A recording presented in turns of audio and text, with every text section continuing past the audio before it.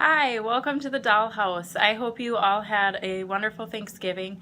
We spent a lot of time on the road, but we saw all of our parents and family, and it was a very nice holiday. Now we're gearing up for Christmas. We put our tree up Monday night, and I put up the advent calendars and stuff yesterday, so we're getting excited for Christmas to come.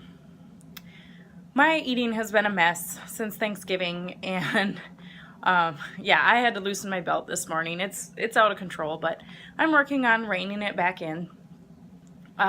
Fortunately, I've been able to keep up with my workouts, which I credit to doing the Beachbody the 20s workouts. They're only 20 minutes, so they're really easy to just quick squeeze in the morning, or a couple nights I've quick done a workout while Darren starts the kids' baths, and I'm done in time to tuck everybody in. So it's been really nice to just be able to get in, get it done, get it over with. So I'm gonna post I'm into the second week of this 20 schedule I made.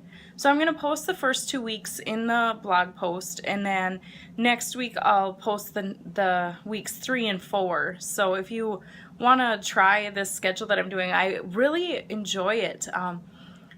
I was kind of expecting the workouts to be easy since they were only 20 minutes. I'm not sure why I thought that, especially because I'd done a couple of them and they were challenging, but it's much more challenging than I expected, which has been kind of pleasant. Like, I was worried about losing progress, losing momentum, but it really hasn't been the case. I've been challenged by them in a good way, and yeah, I'm really happy with the decision to try these out. So yeah, I'll post my schedule if you want to work out along with me.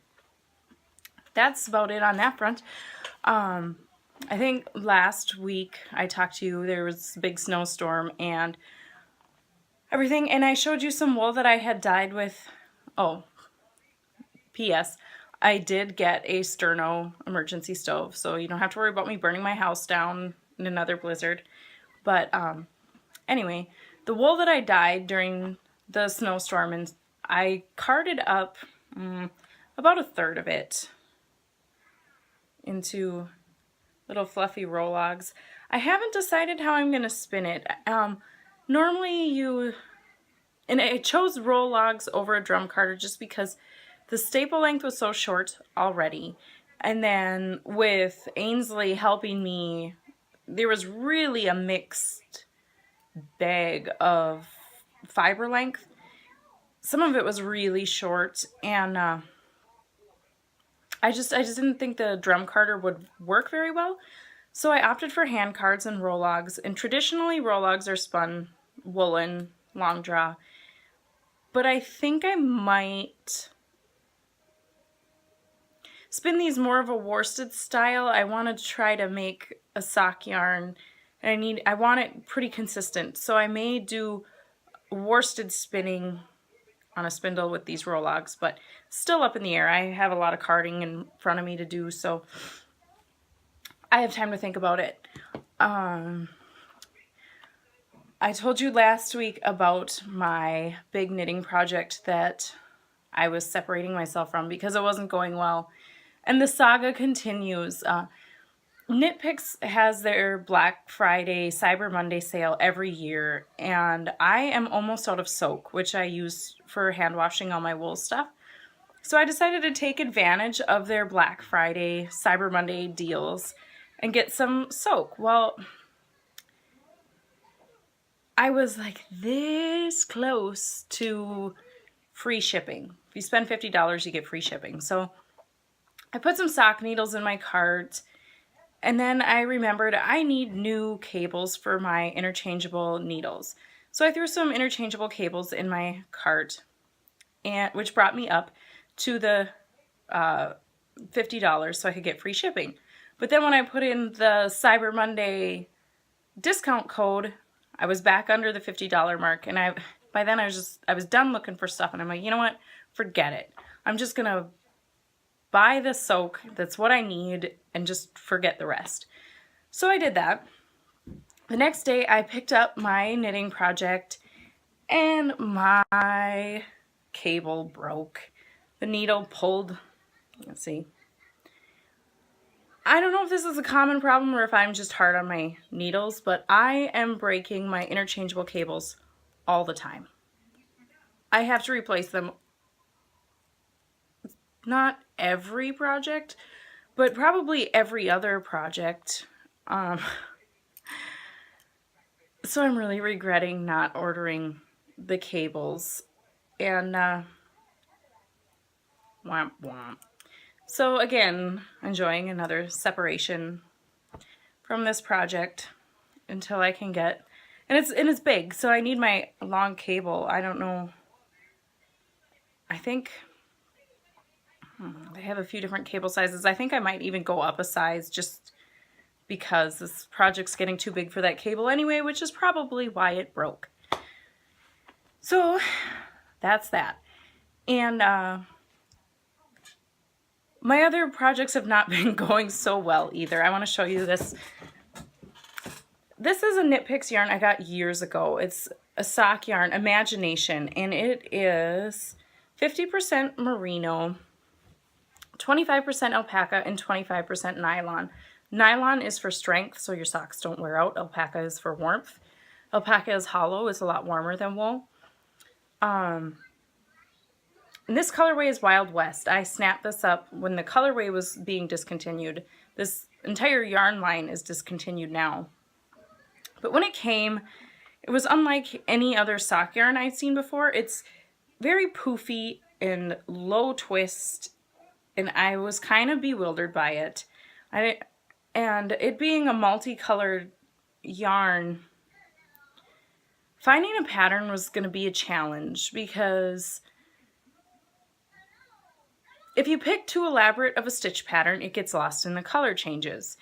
And so I went online to look for ideas, and the internet has not been kind to this Imagination yarn. A lot of people were very disappointed in it, and their problem was that it got felty. Oh shoot, I forgot to grab something. And the yarn was kind of marketed as being machine washable, which they later switched to hand washing because people were complaining about the felting. But I don't think it matters, and I will tell you why. Just one second. These socks I knit this spring. They're the Agatha sock, and I knit them from a yarn called, what is it called? Sultry Steps by Good For You, EWE, like the sheep yarns. And this yarn is merino, llama, and nylon. So very similar fiber content. It's 40% merino, 40% llama, and 20% nylon. The difference between llama and alpaca is negligible. They're descendant of the same animal. Llamas were bred more for meat. What did I say? Yeah, you can keep watching. And alpacas were bred more for fiber, but if you had llama fiber and alpaca fiber of a similar micron count, similar softness, side by side, you wouldn't be able to tell the difference. So it's basically, the yarns are very, very similar. And I won this yarn from the person who makes it. Actually, she donated as a prize for, what was it? I think it was the Ravelinic Games. I could be wrong about that. It's been a while. But anyway, she was a hand spinner who came up with a sock blend that she liked and decided to have it manufactured. So we chatted a bit. She seems really nice. So I knit these socks with it, and I only ever hand washed them, and they went through a felt phase, which is actually nice when it happens on the inside, but especially on the heel, it got really gross for a while, and I just kept picking the fuzz balls off, and now they look good again. So that gave me hope for my Knit Picks yarn. Like, maybe it just needs to molt a little bit, because alpaca and llama, it halos, it gets fuzzy, and it's that fuzziness that kind of felts. And I figured, you know, knitting the Agatha socks with the llama content kind of gave me the green light to try socks with the alpaca yarn, because I figured it would go through kind of a felty phase. I could pick it off and it would be good. So I picked a pattern. I've had this magazine. It's a Noro magazine from 2014. It's a color issue. And there's some really cute sock patterns in there. I had kind of forgotten about this magazine, but a few of the designs, what did I do? I went through Ravelry pattern browser and I filtered by patterns I already had. And it was these socks that caught my eye. But once I opened the magazine, I decided to give, can you see it? No. These socks a try. And the reason is, the toe is very different from anything I've seen before. What you do is you increase on the bottom and decrease on the top. And it makes a bias fabric around your foot. So I thought it would help the socks fit really snugly. Because another thing people were complaining about was the socks bag. If you knit them in this imagination yarn. What? Just push the button. You know what to do. So I was hoping that with the right stitch pattern, I could avoid that. So I started knitting the sock. I got down to the heel and realized it wasn't going to fit. And I was already kind of leery because I had to go to a bigger needle size than I wanted to. I wanted to do a small needle in a stretchy stitch pattern to avoid the felting problem as much as I could. And I was already in a bigger needle than I wanted to be, but the sock didn't fit. So I ripped it out, went up a needle size, and re-knit it. And I could tell it was going to be tight, but I knit the whole sock, and it does not fit. And the reason is I still didn't get gauge, but I was not going to go up another needle size. I would have been into a size 4, and I'm not going to knit socks on a size 4 needle. I just won't. Normally I use a size 1. So because I didn't get gauge, my heel flap is much shorter than it should be. And that makes the sock super tight right here. And by this point I was pretty disgusted with the sock. It looks like a cable. It's not a cable. It's a traveling slip stitch, which, and there are slip stitches along the gusset, and there are slip stitches along the top of the foot. And the slip stitch decreases the stretch, and it works well for the color play, but I don't know, I was just kind of ready to abandon the whole thing. But I still like this idea of the bias fabric on the top of the foot. I just think you can see it changes the shape of the sock quite a bit, and I just think it could be a good thing. So I decided to wing my own sock pattern. I took my regular old sock needles, size 1, and a stitch pattern I've used before. It's a double eyelet rib. It's never going to show up on here because of the colors, like I explained before, but it's kind of a lace pattern through here and ribbing, so it's really stretchy. And I'm using my small needles, so hopefully the sock won't felt very much. And the heel flap my eye of partridge never makes a very distinct pattern. It just is a wasted effort. And I get bored with ribs, so I wanted to try something new on the heel flap. So I did a star stitch, and I don't know, I think it's cute. It makes for it's a really cushy stitch pattern. And I don't think it really goes with the stretchy, lacy top, but whatever. It's in my shoe, and it's my sock, and I can make it however I want. So right now I'm doing the gusset decreases. Once I'm done with that, I am going to copy this arch shaping in this sock, and hopefully I will have a sock that fits. And I'm fairly certain I have enough yarn to make the second sock of this one. And then this is, I don't know what I'm going to do with this. I might have to rip it out if I need the yarn. Otherwise, it's just gonna, I have no idea what I'm going to do with this. I'm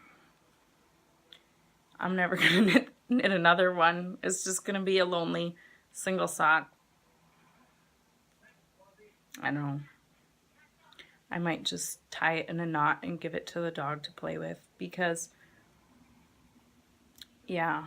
I don't know, I'm kind of heartbroken over it because I invested a lot of time in it.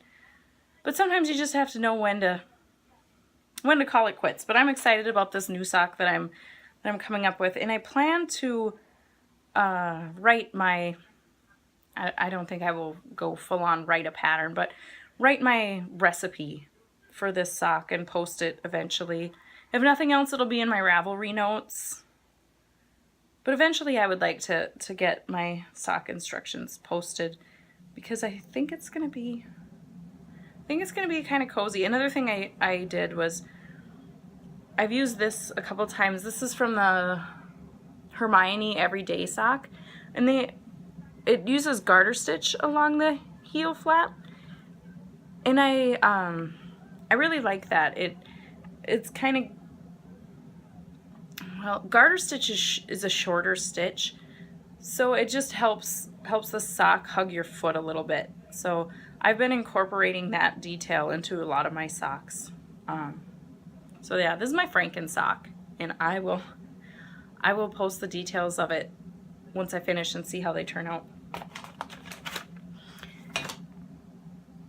right. So those are my crafts. Yeah, I've just been getting ready for Christmas. I had to kind of take an assessment of going into Christmas. I always get overwhelmed, and part of it is clutter in the house and knowing that come Christmas more clutter will be brought in. And so I've decided to take care of some things that have been hanging over me. Yesterday I cleaned out our desk like it's become like this catch-all for everything, and I spent all day cleaning that out. So I feel lighter already. And this morning I finished 2 books that were hanging over me, and this one is actually a very good book, but I had a hard time getting through it because it was very convicting, and it wasn't in like a condemning way, but reading about the way you're supposed to treat people kind of forces you to think about how you do treat people and be honest with yourself about how you could do better. And I don't know, it was a good read, and I really enjoyed it, and I almost feel like I should just like start it over again. But it's hard. That self-assessment is kind of a hard thing to do. So I was using this book as, you know, you have to read a chapter before you can read your fun stuff. And what happened was then I just didn't read anything. But I finished this book this morning, which allowed me to finish this book this morning. And it's called Sister to the Sioux, and it's the memoirs of Elaine Goodale Eastman. And after the Civil War, the United States had what was called the Indian Reform Movement. And what that was there was a belief that, you know, after the Indian Wars were over, for the Indian people to survive, they had to adapt to the white man's way. And there were a lot of people that subscribed to that. Some people were genuinely concerned about the welfare of the Indian, and they wanted them to do well, and they believed that adopting the white man's way was how they would survive, and she was one of those. There were also some racists in the mix who hated Indians and wanted to change them. and those types of people have really colored the whole reform movement and given it a really bad, put it in a really bad light. But she was genuinely concerned with the welfare. She started teaching in a college for freedmen, and I believe it was started just for freedmen, and they started accepting Indians. So she taught both, and she ended up going out to the Sioux reservation, and she just kind of like fell in love with the country there and the people there. So she lived with the Sioux. I think she was mainly with the Lame Horse Band. But anyway, there were a couple of different methods for the schools there. There were some advocates of boarding schools where they just take the Indian children and put them in these schools away from their family, away from everything they know, just totally uproot them. And Elaine Goodale thought that was a terrible, terrible idea. And she established a day school. And what that was just like a school. Kids come for the day, and then they go home to their families. And there were a few different groups who were establishing these day schools. She was part of like a Protestant missionary type group. There were Catholic groups out there. And there was actually, oh, now I can't think of her first name, but Drexel is a Catholic saint. She established an order who worked in the same area as Goodale to help the Indians there. And so eventually she became superintendent of the day schools in the Sioux reservation, and she traveled about, and she was also a writer. That's how she got her start. She was a child prodigy, and she wrote a lot of letters back east kind of advocating for the Sioux and explaining the Sioux's point of view. And I don't know, she was quite the lady. And her big frustration was dealing with the teachers that were sent out there. She would, oh, this is hard to explain.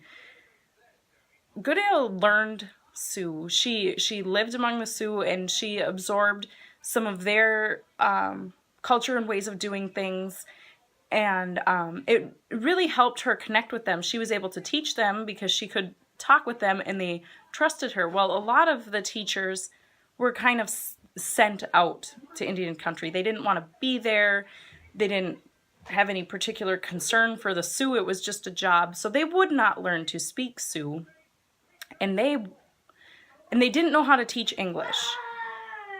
And so she was trying to convince, people in charge, people back east, that no, you have to be able to converse to teach. There's nothing wrong with the Sioux. They are bright, willing to learn, but you have to be able to speak to them, to teach them. So she was really a voice for them. She wrote a lot back east, was published a lot, and she was actually among the Sioux when the massacre at Wounded Knee occurred, and that's how she met her husband, was actually caring for the wounded from Wounded Knee. And I don't know, it was just a really, it was a really neat insight to that part of history. It's not a perspective you see a lot. I don't know, it was a good read. I picked this up when we were out in South Dakota this summer, and I don't know, I actually took the kids out to Wounded Knee. I thought it was important that they see that. So that was an experience too.